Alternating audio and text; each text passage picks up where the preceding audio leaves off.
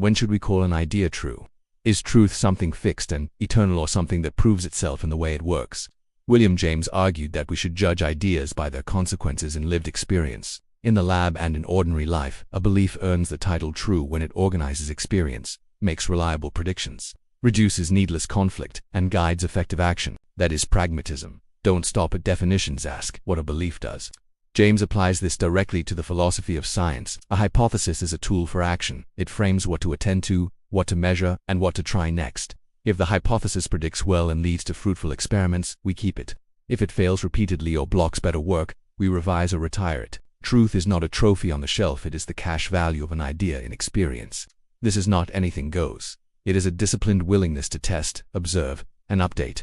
Notice what follows. Knowledge is provisional by design. No theory is final because the stream of experience can surprise us. That humility is a strength of science, not a weakness. We keep the models that work best so far, while staying ready to improve them when new evidence arrives.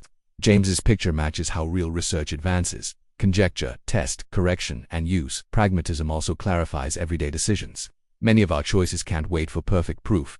We must pick a job, a treatment, or a plan with incomplete information. James's advice is to choose a workable path, act, and then verify by living. Observe the fruits and iterate. Commitments focus attention. Experiments reveal reality. You replace paralysis with learning. How do we apply this method concretely? Start with a clear question. What would be true if this belief is right? Turn the belief into testable predictions and observable behaviors. Decide in advance what would count as success, no change, and harm. Then run a small low-risk trial, gather results, and adjust. The formula is simple. Frame gives predict, gives test, gives measure fruits, gives iterate. James would say, truth appears in the workings of this loop. Consider work. Suppose you believe short daily sprints beat long weekly marathons. Translate it into a trial for 2 weeks. Do 25-minute deep work blocks each morning. Log a 3-line trace: what moved, what blocked, what's next, and compare output and stress to last month's marathons. If you ship more and feel steadier, the belief passes its pragmatic test. Keep it. If not, revise. Maybe you need one 50-minute block or a different start time. In study, a common belief is rereading makes me learn. Pragmatism asks for fruits. Run a week where you switch to retrieval practice and spaced repetition. Read a small chunk, close the book, restate from memory, and return 2 days later. Compare quiz performance and recall after a week. If the new method produces better retention with less time, it is truer for you in James's sense. In health and mood, you might test a 10-minute evening walk, improve sleep. Define measures, time to fall asleep and wake quality. Try it for 7 nights, keep notes, and compare. If the benefit holds, the belief has cash value. If not, try a different lever, light exposure in the morning, a breath protocol, or earlier caffeine cutoff.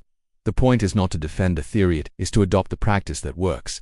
James also links pragmatism to values. Competing beliefs often perform differently across values like honesty, kindness, and courage. The pragmatic test is not merely what feels good now, but what consistently improves life across relevant outcomes.